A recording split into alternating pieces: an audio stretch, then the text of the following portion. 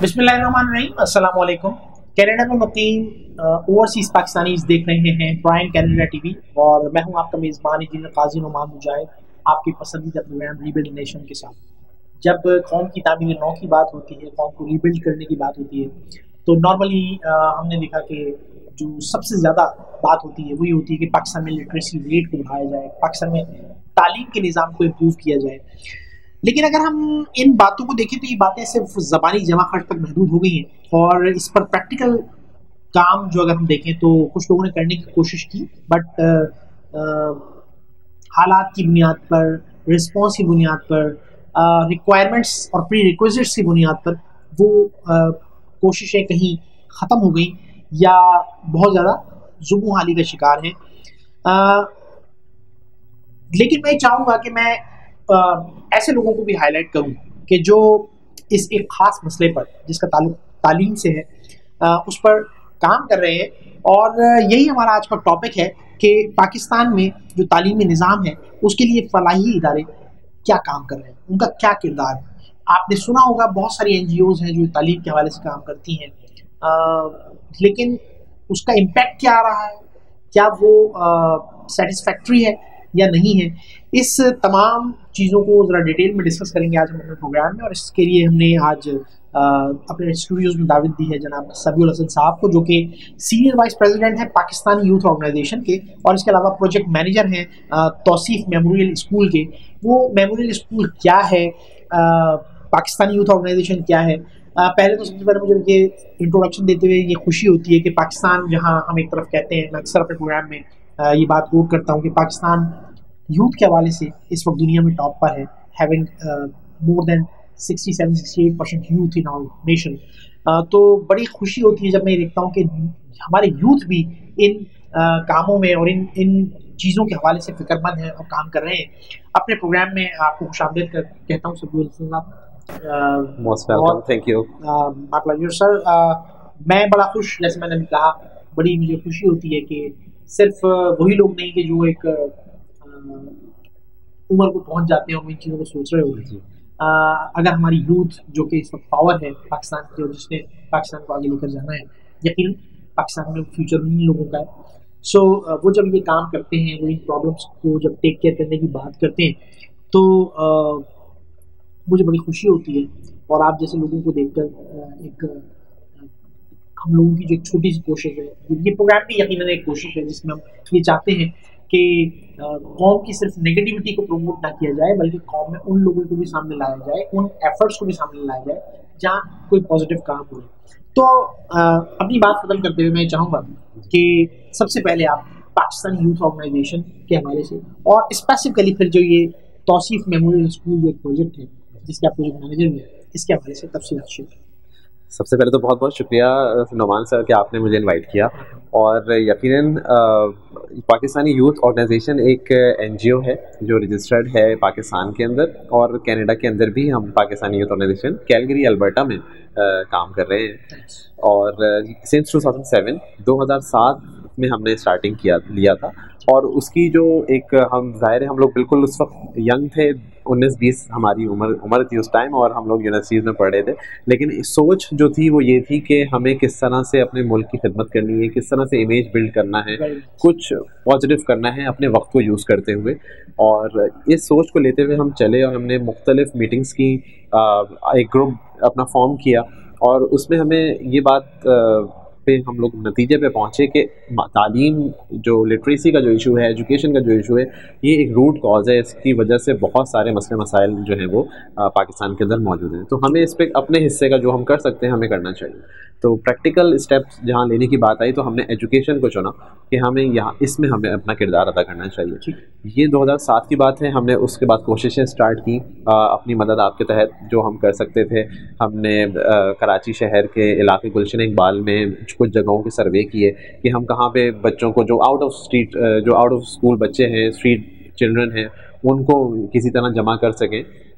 और इसी दौरान 2007 में हमने एक जगह देखी और वहाँ पे हमने कुछ बच्चों को जमा किया जो गलियों में घूम रहे थे मदीना कॉलोनी के अंदर।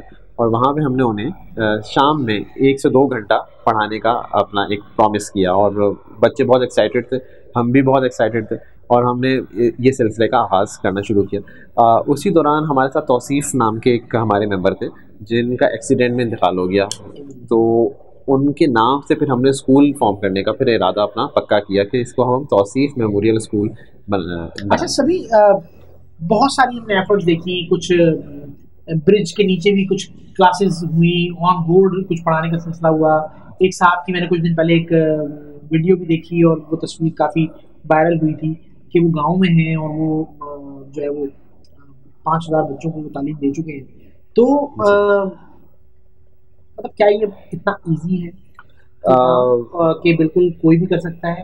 मैंने जहाँ तक सुना है तो मैंने देखा कि मैं नाम यहाँ पर कोट नहीं करूँगा क्योंकि हम एक्चुअली हम प्रॉब्लम्स और इश्यूज को हाईलाइट करके उसके सोल्यूशन को जानना चाहते हैं, ना कि हम लोगों को पॉइंट आउट करें। तो कुछ ऐसी चीज़ें भी हुई कि ये तक कहा गया कि जो बच्चा स्कूल में आएगा उसको पैसे दिए जाएंगे, बट उसके बावजूद बच्चे स्कूल पढ़ने के लिए नहीं है। तो ये थोड़ा सा इस जो ये थोड़ी सी एम्बिगस एक सिचुएशन है, इसको जरा आप थोड़ा सा, क्योंकि आप इसको एक्चुअली एक्सपीरियंस कर रहे हैं, तो मैं चाहूँगा इसको थोड़ा सा आप डिटेल में बयान करें। जी बिल्कुल, मैं इस पर लाइट डालता हूँ क्योंकि हमें 13 साल हो गए हैं, अब 2007 से हम काम कर रहे हैं और एजुकेशन में ट्रेनिंग्स ली हैं हमने जा के, और उसके बाद हमने ये काम स्टार्ट किया, और हमने तकरीबन 1000 बच्चों पे हम लोग अब काम कर चुके हैं। हमने क्वांटिटी पे कभी भी फोकस नहीं किया, हमने क्वालिटी पे किया।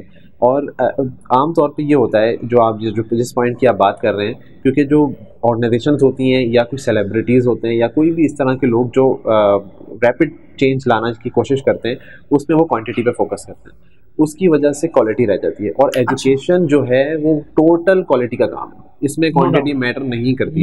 एक बंदा अगर अच्छा पढ़ जाएगा तो वो जनरेशन चेंज कर सकता है। हम इस चीज़ को फरामोश करके हम क्वांटिटी पे चले जाते हैं, और आपको पता है कि लिमिटेड टाइम के अंदर अगर आप हाई क्वांटिटी पे जाएंगे तो वो कुछ भी नहीं होगा, उसका रिजल्ट कुछ भी नहीं आएगा। यही वो वजह है जिसकी वजह से बहुत सारी एनजीओ जहाँ पे एजुकेशन एक्सपर्ट्स मौजूद नहीं है, वो एक जज्बे के तहत, मैं किसी पे शक नहीं कर सकता, लेकिन वो जज्बा बहुत अच्छी चीज़ है, होना भी चाहिए, लेकिन अगर उसको प्रॉपर गाइडेंस एंड डायरेक्शन नहीं मिलेगी तो वहाँ पे वो मामला जो है ना कोलैप्स हो जाएगा। तो ये इसी वजह से बहुत सारे ऐसे इंस्टीट्यूशंस हैं या ऐसे स्कूल्स हैं जो बहुत मोटिवेशन के साथ स्टार्ट हुए, पॉपुलर भी हुए, मीडिया आजकल आप देखें हर जगह, तो वो, लेकिन उसके बाद फिर उनका डाउनफॉल जो होता है ना, वो फिर या तो बंद हो गए। अच्छा, इस हवाले से अगर मैं, क्योंकि ओवरसीज पाकिस्तानीज ये प्रोग्राम देख रहे हैं, तो लोगों में जो ओवरसीज पाकिस्तानीज हैं उनके अंदर एक ये थोड़ा सा कंसर्न पाया जाता है कि उन्होंने माजी में कई दफ़ा जो है वो मुख्तलिफ NGOs को हेल्प आउट करने की कोशिश की, बहुत सारी इस तरह की चीज़ें मुख्तलिफ वक्तनियाँ होती रही, लेकिन ये तमाम कोशिशें जो है वो रायगा चली जाती हैं, क्योंकि जो लोगों की अप्रोचेस होती हैं वो सिर्फ अपने आप को फेमस करना होता है, अपनी पब्लिसिटी करनी होती है, और एक्चुअली जिस काम के लिए उन्होंने पैसा मांगा होता है उस तरफ वो इन्वेस्ट होने की बजाय वो लोगों की जेबों में चला जाता है। NGOs के हवाले से, मतलब मैं ये बात इसलिए भी करना चाहता हूँ कि आजकल NGOs के हवाले से जब पाबंदी लगी हुई है NGOs पे और FATF वगैरह के हवाले से, अगर आपको आइडिया हो कि पाकिस्तान एक ग्रे लिस्ट में आ गया था, तो यकीनन उसका ग्रे लिस्ट में आना ही इस बात का कि मैं जो शिकवा कर रहा हूँ वो वजह है। तो एक्चुअली ये जज्बा तकरीर की हद तक होता है, लोगों की सिंपैथी गेन करने तक के लिए होता है, या बाकी इसमें कुछ काम भी होते हैं, और उसको इवेल्युएट करने का क्या तरीका है? क्या आपके पास कोई ऐसा मॉडल है कि अगर मैं आपको सपोर्ट करता हूँ, अगर कोई ओवरसीज पाकिस्तानी, जैसे कि आपने कहा आप कनाडा में भी ऑपरेट करते हैं, कनाडा से भी आप मतलब फंडिंग वगैरह लेते हैं आप ओवरसीज पाकिस्तानी के थ्रू, तो अगर कोई आपको जो है वो सपोर्ट करना चाहता है तो वो ये कैसे मेक श्योर करेगा कि हाँ इस दफ़ा जो मैं ये अमाउंट दे रहा हूँ या जो मैं एक चैरिटी शेयर करने जा रहा हूँ ये यकीनन कौम में, मुल्क में, नेशन में कुछ वैल्यू ऐड करेगा? बिल्कुल, इसके लिए आप बिल्कुल सही कह रहे हैं कि पाकिस्तान के अंदर NGOs के लिए जो कवानीन हैं, चाहे वो बैंकिंग से रिलेटेड हों, चाहे उनकी ओवरऑल ऑपरेशंस हों, वो काफ़ी सख्त हो चुके हैं। पहले नहीं थे, जिसकी वजह से एक जो है जिसे कहना चाहिए बदनामी का बायस बना, लेकिन आज के दौर में अभी इस टाइम इतनी ज़्यादा सख्ती है कि जो ऑर्गेनाइजेशंस इनको फॉलो नहीं करेंगे, जो अपनी इनकी रूल्स एंड रेगुलेशंस हैं और जितनी भी प्रोसीजर्स हैं तो उसमें वो प्रॉब्लम में आ जाएंगे। तो हमारी ऑर्गेनाइजेशन की जहाँ तक बात है तो अल्हम्दुलिल्लाह तमाम चीज़ें ट्रांसपेरेंट हैं। इसके हम इस तरह से प्रूफ करते हैं कि कभी भी कोई भी डोनर वो एनी टाइम आ सकता है। देखिए हमारे मैं सॉरी मैं इंटरप्ट कर रहा हूँ आपको। If I am at overseas जी तो it's not possible for me कि मैं जी चैरिटी भी दूं और उसके बाद फिर मैं एक वहाँ से ट्रैवल करके यहाँ आऊँ ये चेक करने के लिए कि मैंने जो दिए थे पैसे वो यहाँ प्रॉपर काम में आए नहीं जी। ये चीज़ें जब आप वेब आ गया है, इंटरनेट आ गया है, जब डिजिटल मीन्स आ गए हैं जी तो क्या इन चीज़ों को पब्लिश करना जी जी जी डेफिनेटली इतना मुश्किल है? नहीं, बिल्कुल भी नहीं। हमारे जो मैं अपनी बात कंप्लीट ही कर लेता हूँ कि पाकिस्तान के अंदर तो बिल्कुल कभी भी कोई भी एनी टाइम आ सकता है, क्योंकि ये मैं इसलिए कह रहा हूँ क्योंकि कुछ ऐसी NGOs होती हैं जो प्रायर अपॉइंटमेंट सेट करने के लिए कहती हैं। मैं इस वजह से ये पॉइंट कर रहा था कि हमारे डोर 24 आवर्स ओपन है, कभी भी कोई आ सकता है या कोई भेज भी सकता है किसी को अगर वो ओवरसीज है। और सेकेंडली जो पब्लिशिंग की बात है ये तो मैंडेटरी एंड प्राइमरी पार्ट है, ये तो ऑब्वियसली है, इसमें हमारी वेबसाइट्स मौजूद हैं। आप जो भी हम छोटा मोटा काम कर रहे हैं अपनी खुशी से एफर्ट लगा के, तो वो सारी चीज़ की जो अकाउंटिंग से लेके उसकी एक्टिविटीज़ से लेके तमाम रिजल्ट्स बच्चों के जो हमारी एक कैंपेन है जिसका नाम है स्पॉन्सर अ चाइल्ड एजुकेशन, उसके अंदर 1200 रुपीज़ में एक बच्चे के महीने का खर्चा जो है तालीम का वो अफोर्ड किया जाता है। तो उसमें बहुत सारे हमारे माशाल्लाह से बहन भाई हैं, डोनर्स हैं जो इसमें पार्टिसिपेट करते हैं। यहाँ भी शक आ जाता है असल में। मैं ये चाहता हूँ कि चूंकि आप एक राइट डायरेक्शन में काम कर रहे हैं, चूँकि ये एक ऐसी प्रॉब्लम है जिसको यकीनन कवर होना चाहिए और उसको फिक्स होना चाहिए, तो मैं ये चाहता हूँ कि जो लोग हमारे सुन रहे हैं मैं उनसे आपका एक ऐसा कनेक्शन जोड़ूं। जब आप 1200 रुपए की बात कर रहे हैं तो मैं भी यहाँ पर थोड़ा सा शेकी हो गया हूँ यार, 1200 रुपए में हाउ इट पॉसिबल? मेरे ख्याल से 1200 का तो उसका कोर्स ही नहीं आएगा, उसकी किताबें पेंसिलें वो तमाम चीजें ही नहीं आएंगी। तो आप 1200 रुपए में कैसे आप एक बच्चे को पढ़ाने की बात करें? बहुत लिमिटेड रिसोर्सेज में हम ये काम कर रहे हैं। मतलब ये कि हम लोग चाहें, मतलब there is no limit, increase तो जितना भी कर सकते हैं, लेकिन हम लोग उसी के अंदर मैनेज कर रहे हैं। मतलब हमारे टीचर्स हैं और ये अभी क्योंकि महंगाई बहुत हो गई तो अब ये बढ़ेगा, 1200 से इंक्रीज़ करने का प्लान है, क्योंकि गुज़िश्ता 3 साल से हम 1200 पर ही हैं। हम कोशिश यही कर रहे होते हैं कि लिमिटेड रिसोर्सेज के अंदर मैनेज किया जाए, और अल्हम्दुलिल्लाह हमारे पास सिर्फ 1200 वाला ही फ़ंड नहीं बल्कि इसके अलावा जर्नल फंड्स भी होते हैं। तो इस तरह से हमारे पास बुक्स आ जाती हैं, स्टेशनरी आ जाती है, तो ऐसी बहुत सी चीज़ें जो बच्चों की जो है वो ईयरली रिक्वायरमेंट्स जो हैं वो वैसे पूरी हो जाती हैं। तो हमें जो है वो हार्डली रेंट एंड सैलरीज़ को मैनेज करना होता है। तो वो उसके अंदर, क्योंकि हमारे पास 180 स्टूडेंट्स हैं एक कैंपस के अंदर, तो वो आराम से उसमें मैनेज हो जाते हैं। टीचर्स की सैलरी भी मैनेज हो जाती है और एडमिन भी समझ लें मल्टीपल। तो क्योंकि देखें आजकल बच्चों की फीस जो है मतलब किसी बहुत ही ज्यादा अगर मैं बात करूं तो मतलब 4-5 हज़ार रुपए पर मंथ होना तो जी, चूंकि स्कूल भी चले थोड़ा सा अर्न कर रहा होता है, लेकिन वो भी टीचर्स की फीस निकाल रहा होता है जी। जो टीचर्स को एक्चुअली उसमें सैलरी जाती है, जो कुछ अपने और प्रेमिसेस का जो खर्चा होता है, रेंट होता है, व्हाटएवर जी। हमारे पास तो आपने जो क्वालिटी की बात की ना, वो मुझे यहाँ थोड़ी सी जो है वो कंप्रोमाइज होती नजर आ रही है कि अच्छा, how could you maintain a quality having actually low fee जी। ये एक्चुअली क्वालिटी का ताल्लुक प्राइस से नहीं होता, टू बी वेरी ऑनेस्ट। ये इकोनॉमिक्स के बेसिक उसूल्स के अंदर है कि ज़रूरी नहीं है कि आप अगर किसी चीज़ के लिए हाई पे कर रहे हैं तो वो वही क्वालिटी हो।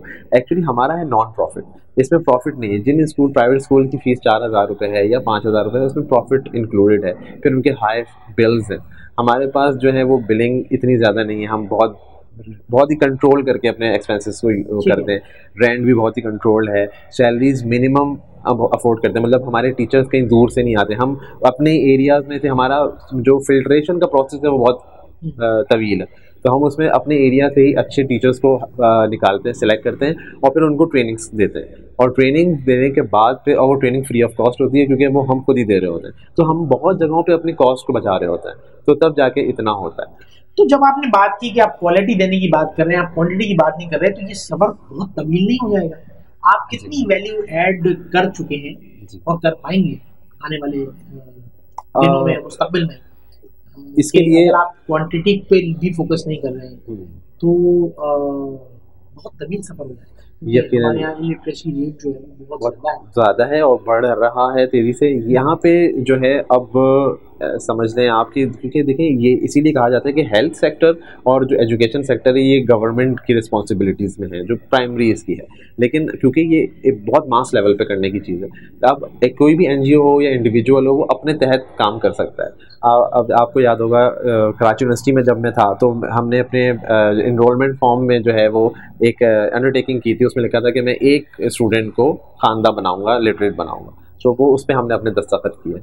इसी तरह अब लेकिन हम कितने लोग ये पूरा करते हैं, हम में से कितने स्टूडेंट्स ने ये पूरा किया? और उसमें लिखा होता है मैं हल्फिया इकरार करता हूँ जी, मैं बिल्कुल एक को खानदा बनाऊंगा। भाई एक्चुअली हल्फिया का मतलब ही हम नहीं समझ में नहीं, वो ना वो प्रॉमिस है एक्चुअली। तो हमने क्या किया, हमने शुरू किया 10 बच्चों से, and then with the passage of time वो 10 से 20 हुए, 40, 100 और अब 180 हैं। और अब रिसेंटली हमने कोरंगी में 80 बच्चों का एक स्कूल जो है वो पूरा इस्टेब्लिश कर लिया। तो इट टेक्स टाइम, एजुकेशन का मरला टाइम लेता है। जिस तरह 10 साल आप क्या चाहते हैं हुकूमत वक्त से, आप क्या चाहते हैं, या क्या आप अपने ही सिस्टम के थ्रू आपका सिस्टम जो है ये क्या ये सेल्फ सस्टेन है? क्योंकि देखिए मैंने जब शुरू में बात की, मैं शिकवे ज़्यादा कर रहा हूँ इसलिए कि इन चीज़ों में मैंने फेलियर्स बहुत ज़्यादा देखे हैं। सही। सो मैं ये चाहूँगा कि मैं उन सवालात को जो एड्रेस करवाऊँ, वो चीज़ें, वो पॉइंट्स एड्रेस करवाऊँ आपसे कि अगर वाकई आप उन चीज़ों को देखकर चल रहे हैं प्रोएक्टिवली, सो यकीनन सक्सेस इंशाल्लाह। अभी जैसे मैं आपको बताऊं, कोरोना वायरस की वजह से 2020 से अभी तक की जो सिचुएशन है, इसके अंदर बहुत सारी जो एजुकेशन है वो वर्चुअल हो गई। इस दौरान जो मतलब हाईली फीस वाले जो स्कूल्स हैं, जो उन्होंने जो है वो वर्चुअल क्लासेस का अरेंजमेंट किया, और उनके स्टूडेंट्स भी थे, उनके पास लैपटॉप, इंटरनेट फैसिलिटी और तमाम चीज़ें मौजूद थी, तो उन्होंने उसको कम्पीट करने में वो कामयाब हुए। लेकिन हमारे पास जहाँ पे ख़ास तौर पे वो आबादी जो बहुत ही गरीब आबादी है, जो अफोर्ड नहीं कर सकती इंटरनेट या मोबाइल फ़ोन्स या इन लैपटॉप्स, उनको बहुत ज़्यादा इस मामले में प्रॉब्लम हुई। लेकिन हमने उसके भी सॉल्यूशंस निकाले। हमने ऑल्टरनेट डेज़ क्लासेस जब अलाउ थी तो ऑल्टरनेट डेज़ में किया, फिर इसके अलावा होमवर्क्स के ज़रिए किया, वीकली असाइनमेंट्स के ज़रिए किया। अगर लॉकडाउन की सिचुएशन जैसे इस वक्त भी मुल्क में मौजूद है जी, तो ऐसी सूरत हाल में आप इस चैलेंज को कैसे फेस कर रहे हैं? हम लोग 1200 रुपये में हम आप टैबलेट तो नहीं दे सकते, आप एक स्मार्ट मोबाइल तो नहीं दे सकते, फिर ऑनलाइन क्लास, क्योंकि ये तो आपको भी करना है। जी हाँ। तो फिर आप इस चैलेंज को कैसे मीट करें? इसके लिए हमने जो है वीकली, मतलब वीकली तो हम कर सकते हैं लॉकडाउन के अंदर भी, क्योंकि हमारी जो कम्युनिटी बेस्ड स्कूल है, तो हमारे तमाम स्टूडेंट उसी एरिया से आते हैं जहाँ पे हमारा स्कूल है, तो वो उनको ट्रैवल नहीं करना, तो वो जो है स्कूल आके अपने असाइनमेंट्स ले जाते हैं, और जो स्टाफ है वो मौजूद होता है। तो वो जो भी स्कूल आपके इस वक्त ये जो तौसीफ मेमोरियल स्कूल है, कितने स्कूल? अभी एक मेन स्कूल हमारा एक ही है जो गुलशन में, और दूसरा कोरंगी में है। अभी 2 स्कूल्स हैं हमारे, तीसरे के लिए इंशाल्लाह हम कोशिश कर रहे हैं। नाउ असल में हमारा एक सिस्टम पूरा बन चुका है, अब ये जो रेप्लिकेट हो रहा है। तो अल्हम्दुलिल्लाह, जिस तरह से मैंने अभी कहा, फरवरी में हमने एक 80 बच्चों का कोरंगी के एक बहुत ही डिप्राइव्ड एरिया है वहाँ पे हमने स्टार्ट किया, और उनको अब ट्रांसफॉर्म कर रहे हैं। इसी तरह जो है औरंगी और मलीर, ये इलाके भी हमारे लिस्ट में इंशाल्लाह, यहाँ पे भी हम स्टार्ट करेंगे। तो हमने जो अपने 12-13 साल लगा के जो सीखा है और जो अपना सिस्टम इस्टेब्लिश किया है, उसमें बच्चों की तमाम पेपर्स, उनकी तमाम रिपोर्टिंग्स और उनके तमाम लेसन्स, ये सब कंप्यूटराइज्ड हमने रखे। अच्छा सभी, मैं चूँकि मैं खुद भी काफ़ी सारी रज़ाकाराना एक्टिविटीज़ में इन्वॉल्व हूँ, तो मुझे पाकिस्तानी यूथ ऑर्गेनाइजेशन की कोई इतनी ज़्यादा पब्लिकेशंस और इतनी ज़्यादा जो है वो प्रचार होता हुआ नज़र नहीं आता। हाँ, तो क्या मतलब आप काम नहीं कर रहे हैं? नहीं, ऐसे रीज़न नहीं है। कभी कभी आते हैं, लेकिन एक तो मीडिया का रश बहुत ज़्यादा है आजकल, तो जो है हम शायद अंडर द फॉग चले जाते हैं। लेकिन हमारी ऑन एंड ऑफ मीडिया पे आते रहते हैं। लेकिन जो मेन प्रोजेक्ट है वो, क्योंकि तौसीफ मेमोरियल स्कूल है, तो एजुकेशन के हवाले से ही ज़्यादातर हमें जाना जा रहा होता है। इसके अलावा पाकिस्तानी यूथ ऑर्गेनाइजेशन के और भी प्रोजेक्ट्स हैं, जिसमें ज़ियाफ़त फूड चैरिटी का प्रोजेक्ट है। उसके अंदर हम राशन और इफ्तार एक्टिविटीज़ और गरीबों को खाना खिलाने वाली एक्टिविटीज़ करते रहते हैं। हाँ, एक और ख़ास बात यह है कि पब्लिकेशंस पे जो एडवर्टीज़मेंट पे जो एक्सपेंसेस होते हैं, हम उससे अवॉइड कर लेते हैं। हम लोग अपने काम पे फोकस करते हुए हम नहीं चाहते कि हम इस अपने जो भी चैरिटी हम कलेक्ट कर रहे हैं, उससे हम जो है उसका एक बड़ा अमाउंट हम एडवर्टीज़मेंट में लगा दें या मार्केटिंग में लगा दें, जो कि एक्सपेंस का ही बायस बनेगा। तो हम लोग जो है इससे अवॉइड कर रहे हैं। लेकिन इंशाल्लाह आगे जाके जब हम इसके लिए बाकायदा कोशिश करेंगे तो सब देख सकते हैं। वेरी नाइस सभी, बहुत अच्छी कोशिश है। अल्लाह ताला आपको इसमें कामयाब करे, और बेशक हमारी कौम को ऐसे बहुत सारे लोगों की ज़रूरत है। खाली एक ऑर्गेनाइजेशन या एक सभी हसन जो है वो इसको इस प्रॉब्लम को फिक्स नहीं कर सकते। मैं चाहूँगा एक लास्ट मैसेज आपकी तरफ से, क्योंकि ओवरसीज पाकिस्तानीज इस प्रोग्राम को देख रहे हैं और ख़ासतौर पर prime Canada TV and news शेड के आपने जो है वो कैलगरी कनाडा में भी आपका जो है वो ऑफिस मौजूद है। सो कोई मैसेज जो आप ओवरसीज पाकिस्तानीज के लिए देना चाहिए? जी बहुत शुक्रिया। मैं यही कहूँगा कि पाकिस्तानी यूथ ऑर्गेनाइजेशन की आप वेबसाइट विज़िट कर सकते हैं, दैट इज़ pyo.org.pk। वहाँ पे आपको हमारे प्रोजेक्ट्स के बारे में पता चलेगा और तौसीफ़ मेमोरियल स्कूल की सपोर्ट करने के लिए आप जो है वो हमारी वेबसाइट से ही डिटेल्स ले सकते हैं। आप हमें डोनेशन दे सकते हैं, स्पॉन्सर चाइल्ड एजुकेशन के अंदर आप स्पॉन्सर बन सकते हैं। तो ये वो सारी रास्ते हैं जिससे आप हमारा पार्ट बन सकते हैं, सपोर्ट कर सकते हैं। बहुत शुक्रिया सभी, आपने हमारे लिए टाइम निकाला। आप देख रहे हैं कि एफर्ट्स हो रही हैं, वो शिकवे जो हैं बजाय हैं। मैंने खुद इस प्रोग्राम में बहुत ज़्यादा टॉन्ट इसीलिए किया कि मुझे भी उन शिकवों का और शिकायतों का जो है एहसास है कि ओवरसीज़ पाकिस्तानी कभी पीछे नहीं रहे। बट अब हमें कुछ सिस्टम बेहतर होता नज़र आया है, कुछ चेक एंड बैलेंस हमें नज़र आया है, एंड आई एम होपफुल कि वो जो आप लोग कोशिशें करते हैं वो रायगा नहीं जाएंगे। लिहाजा अब बैक फुट पे ना रहें, फ्रंट फुट पे आएँ। फ्रंट फुट पे आकर मुल्क, कौम और ख़ास तौर पे ऐसे लोगों की मदद करें, उनका हिस्सा बने। और जब हम खुद ये काम कर रहे होंगे तो यकीनन एक्चुअली हम अपनी आने वाली जनरेशन की मदद कर रहे होंगे। आई एम होपफुल कि आज के प्रोग्राम से आपको काफ़ी इंसाइट्स मिली होंगी और you will be a helping hand for such organisations. Qazi Noman Mujahid को याद दीजिए। अल्लाह हाफ़िज़।